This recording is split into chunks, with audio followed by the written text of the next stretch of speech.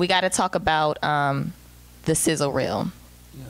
I was very surprised, and you are. I think you are a little more unconventional, liberal than most bishops, pastors. Well, you know, when you talk about liberality, I think that's something we need to we must talk about. Liberality gives me the ability to handle them more than the conservative can handle the liberal. But what we call liberal might simply be what everybody does in a different way. I might be more open. I think the word to use in this business is transparent. Okay. You see? Because I don't do anything that they don't do. That we know, but we're not aware. Well, okay. So, but not being aware does not define conservative. It does not. Okay. So transparent. Transparent. So you were very transparent and I was surprised. I didn't know what parts of your life and other people's lives we would be able to see. When you started, was that you knew up front you were going to be transparent about all parts of your life? No, I'm not. Nobody's ever transparent about all parts of their lives, and there are certain things that they'll never know. Not from me, and they won't know it from anybody else, really. And so consequently, I am going to do what I set out to do in a very tasteful way. The Pope has a confessor, and I confess, but I don't confess publicly. So that's not going to happen. And about anything that I've had to confess, I had to get right with God about, and be prayed for about. I'm not about to be prayed for on national TV by the public. Right. So the things that I want to show is the human side. I want to deal with the issues of lifestyle. I want to talk about being successful, and as opposed to being pompous, and being successful as opposed to flaunting. I want to deal with the real truth about why preachers have what they have. It's not because in many instances they are shylarks, or it's not because they are deceivers. They have what they have because of the supply and demand curve. If there's a great demand and little supply, then people pay more. I don't ask how much you're going to give me as an honorarium. They decide that. Oh, you don't? See, I don't know how that works. You don't? See, they decide that. Okay. But if you have 1,000 people calling you in a year, worldwide, and it's only 52 weeks in a year, and you're a pastor, well, they have a pretty good idea that if you come, what they need to do. And then if you come to a venue, and because of your name, or because of the millions of dollars you've put into TV, that people know you, because people just don't know you.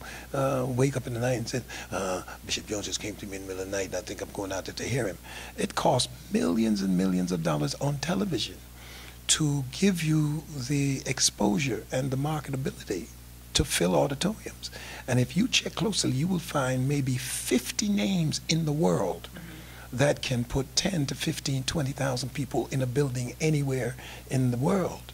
And those are very elite in terms of not significance, self-significance, but they become elitist in the eyes of other people in this business. So consequently, they're thinking first class, they're thinking a suite, Yes. They're thinking a decent offering. If you give a guy $5,000 who preaches, we say, well, we gave him $5,000 for one night. No, you did not give the man $5,000 for one night. You gave him $5,000 for his life.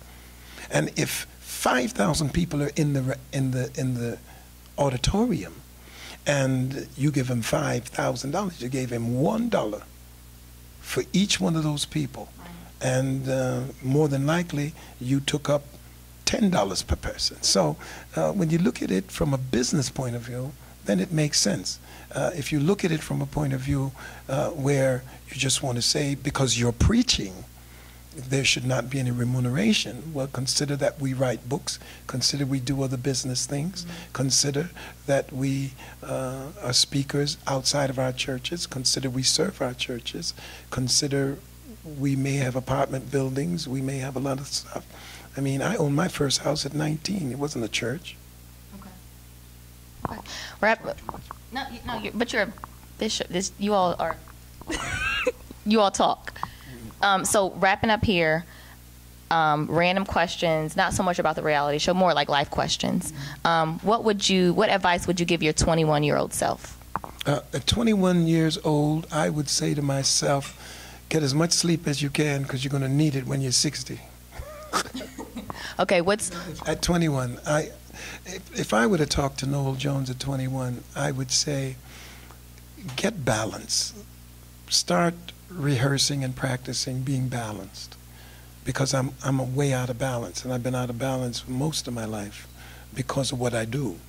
And I would also say, in the sequel of getting balance, learn to say no. You can't go everywhere. You can't help everybody. At what stage are you receiving diminishing returns that will shorten your lifespan and shorten the ability for you to continue to help people into perpetuity or further down the road, because it's not going to be into perpetuity. All of us have an assigned time. But the whole issue here is balance. I would say learn balance. Your family's important. Your friends are important. Not just your work, not just people you serve. Okay. When is the last time you cried? I cried in Jamaica when I went, and I cried in Jamaica. I think that's the last time. But that was last week. In fact, I just came from Jamaica this week, and I cried because I was so saddened by the people's condition and the young people, the kids, and then before that I cried when I went to Ghana and I went to the door of no return. I've never had such complex emotions. I was just perplexed within myself and confused and just upset with it. But I got through it. The mixture was awful. When is the last time you used a curse word? I don't remember when I last used a curse word. Let's see, what is a curse word anyway? A bad word or, curse word? I don't know. I might have said something to somebody not too long ago, but I don't remember. Okay, what's your favorite scripture? My favorite scripture is the hub of the Bible, John 3:16. For God so loved the world, he gave his only begotten Son, whosoever believeth in him should not perish but have everlasting life. That is the center. That does it all right there. Is there anything else you want to talk about before I let you go? No, I think I've talked out, but I would say, if I were to talk about anything, I'd talk about a little bit of what I talked about this morning, and that is that people have to be introspective. People have to see God in themselves, and it has to change their self-esteem, their level of confidence, and their ability to motivate themselves into getting things done. At the end of the day, God does more through us than he does for us. Indeed, and in fact, what he does for us most of the time is done through us. Okay. Bless. Thank you.